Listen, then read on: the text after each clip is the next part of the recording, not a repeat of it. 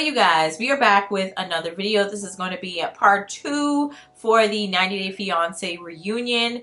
They did only do 2 parts this time around, so I'm like, great, because in their other spin-offs they were doing like 3 and 4 parts sometimes, and I was like, yeah, no, I'm not doing all that. Okay, so I'm happy that this time they only have 2 parts, but if you guys would like to check out part 1, I will link it in the corner for you. We kind of finished off in part 1 with Gino and Jasmine kind of going at it, but mainly Jasmine kind of losing her ever-living mind, seeing that footage of Gino at the strip club for his bachelor party before the wedding. And yeah, she was not caring for that. She did not like that. She ended up walking off the set, and then Nikki had to kind of come behind her to console her a bit. But she was saying things like, oh, he doesn't look at me that way. He doesn't hug me that way. Because apparently in the footage at some point he'd kind of hugged the stripper. But I'm like, okay, you know, like, you had a strip club. Like, as long as he's not actually like trying to touch on her boobs or do anything sexual to her, like, why does it really matter? But either way, Jasmine does return to the stage,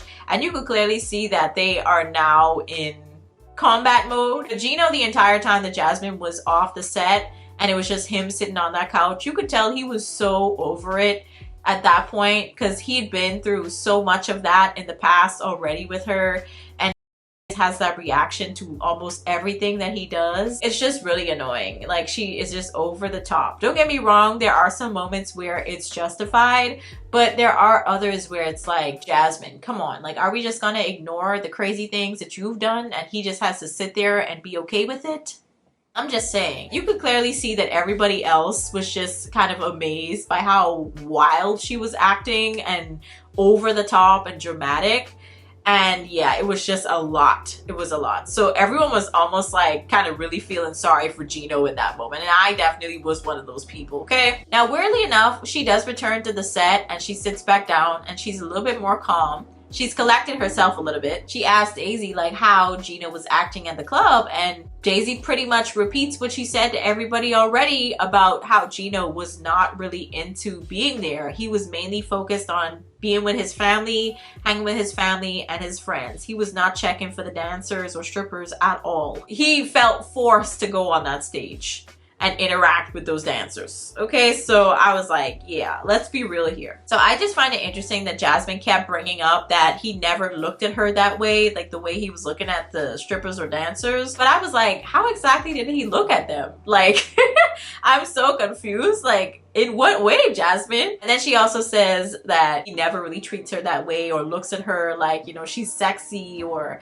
you know, like they don't really have sex like that. And I'm just like, Jasmine. And he even says it. He's like, Jasmine, you say a lot of hurtful things that cut really deep, and it makes me ultimately not really want to be intimate with you in that way, because, you know, I remember those things that you said. And I was like, yeah, I could see that. You know, it's like a turn off. I think that honestly, Jasmine just says and does things sometimes, and then as soon as she stops, she completely forgets that she did that. And it's just like, wow, Jasmine, your memory, it gets me every time. I just don't know what's gonna happen with them moving forward. I did see them in the 90 Day Fiancé Happily Ever After. If you guys would like me to talk about that show, let me know in the comments. But they are putting out some new episodes for this season. I think it's season 8.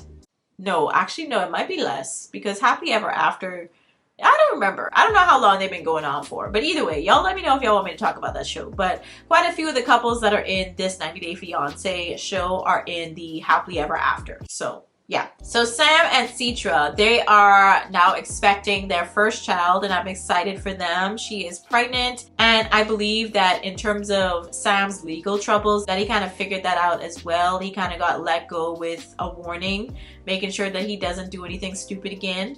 But of course, because he does have a growing family at this point, I don't think he's gonna be out here doing stupid stuff. Now, what I found interesting though is that recently I saw a post of, I think it was Sam's brother. Yeah, his brother had actually married one of Citra's sisters. I just think that's a little too close for comfort. It's a little weird to me. I mean, obviously they're not related. It's not some incestual relationship, but it's like, it's weird. It's weird. Like, you are the brother-in-law, pretty much, and you are now married to her sister. Like, I don't know. That's strange to me. But hey, if you happy, whatever, you know? But Sam did get caught up in some drama though, because we ended up finding out that before Citra came to the US, that Sam had actually cheated on her. But according to Citra, she didn't realize that he'd actually gone all the way and had sex with this woman.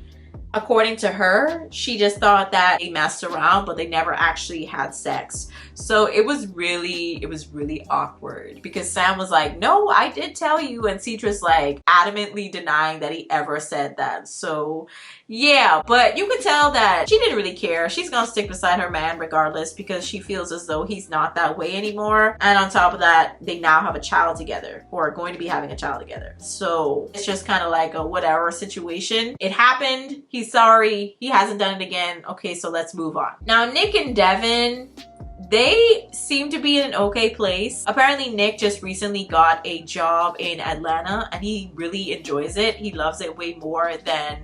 I forgot where they live. Where does Devon live again?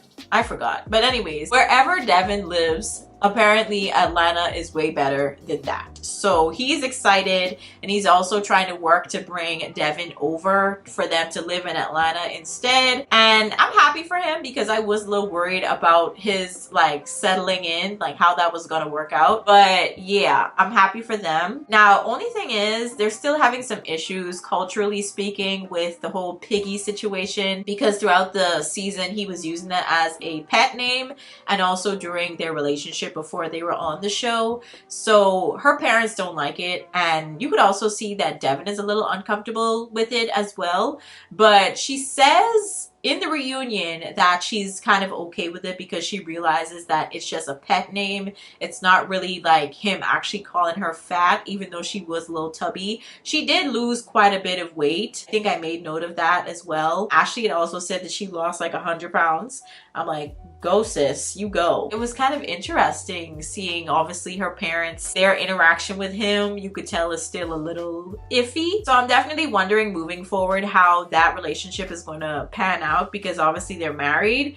But at the same time, like the parents, they definitely don't see the piggy nickname as something funny or pet name. And he's just like, you know, have a sense of humor. And they're just staring there like, But they really do seem, no offense, but they really do seem like they kind of lack a sense of humor. But I understand their concern because it's their daughter. But at the same time, they just seemed, especially when he met them, they just seem really kind of rigid and kind of like not really that open to things. I'm just going to be real. So we'll see. We'll see how that goes. Justin and Nikki, I already talked about them ad nauseum in my other videos, but we already kind of knew that they weren't really going to make it because they were just so up and down, especially when she went to Moldova to visit him. You really got to see how chaotic their relationship was. We found out Justin was cheating. Also, they weren't really having sex as much as Nikki wanted, so she felt a ways about that, and how, you know, maybe it's possible that he wasn't really attracted to her. I think yes. To be honest, I still think that he just wasn't really attracted to her after she had mentioned that she was trans. But they have had sex since he found out that information, so it's a little weird. But according to Nikki, he did say that he was not trans attracted, which I think, you know, like I said already, because they already had sex and he knew that information, it's like, I don't know if you could really say that, you know?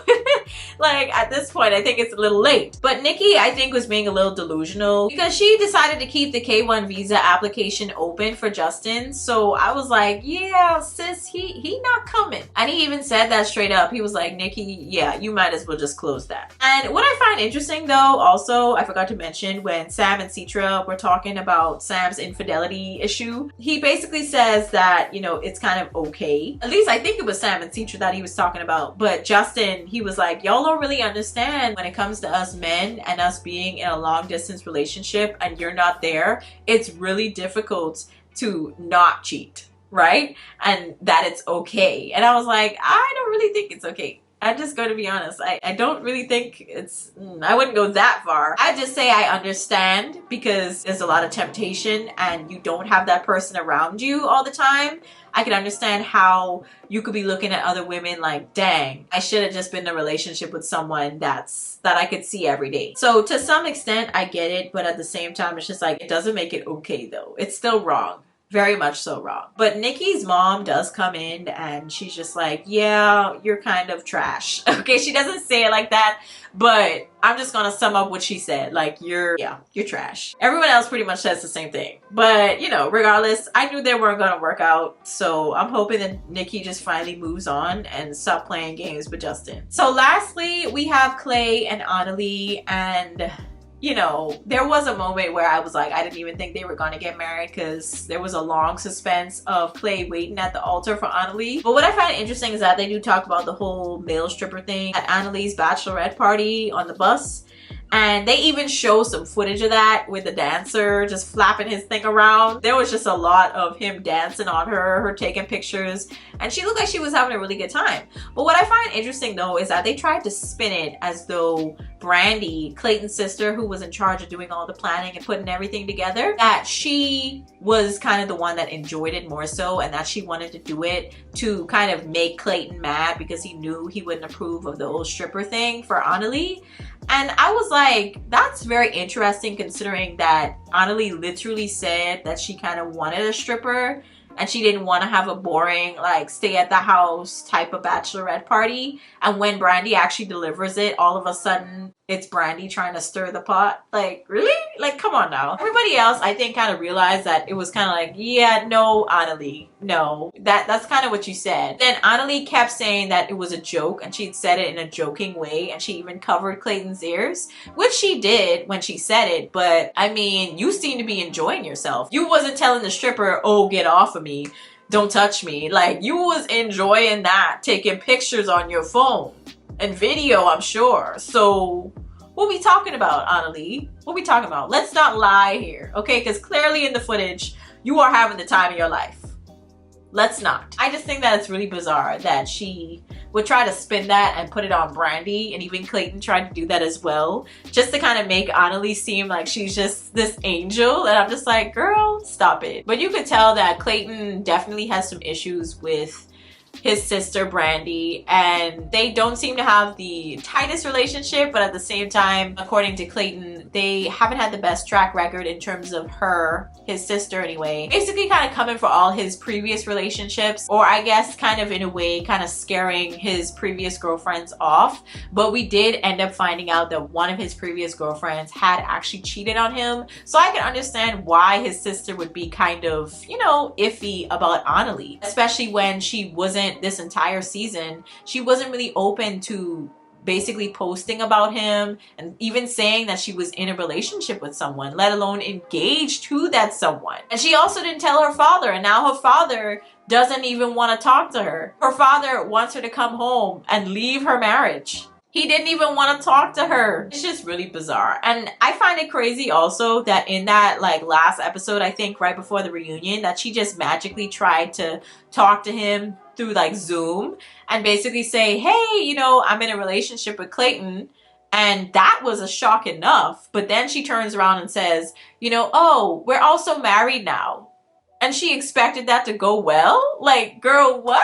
If I was to spring that much information in one go on my parents, oh my God. And I have Black Caribbean parents, so you already know. You already know how that was gonna go down. So I just thought that was absolutely crazy. But you could tell that obviously Clayton and Brandy don't have the best relationship, and it kind of spills over now into Annalie's relationship with Brandy. So yeah, but I understand completely why she's skeptical. But at the same time, Annalie, I think, is kind of over it, because it's like, why would I leave my country and my family and everything else behind to be in a foreign country with this man and go ahead with marrying him if I wasn't serious about him? I was like, you do have a point, but at the same time, I can understand why Brandy is skeptical, because you have done things in the past that we've seen on the show that is very like eyebrow raising. So I'm just gonna say that. We find out also that, you know, in the part 1 that they had actually moved to Oklahoma. So they no longer live in Kentucky,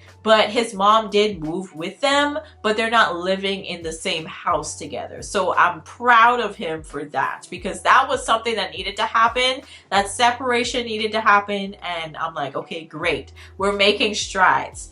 But I thought it was hella awkward that at the end of everything that they just decided to make out to kind of prove to everyone that their relationship isn't fake. But I'm like, I mean, people don't think it's fake. It's just that Annalie kind of does things that's a little weird and questionable. And you even said it was weird and questionable too during the show. So, okay, Clayton, side eye. But that's going to be it for the reunion. Y'all let me know again in the comments if you would like me to talk about the Happily Ever After season that they are now releasing. I'm also currently watching the Single Life reunion. And also people have been really coming after Tyray and being a virgin. I'm like, y'all really do not have any space to talk about Tyray when y'all in these crazy behind complicated red flag relationships. Like, let's not. But y'all let me know in the comments your thoughts and what you think I should talk about next in terms of this 90 Day Fiancé like TV series. But I'll be catching you guys in the next one. Peace.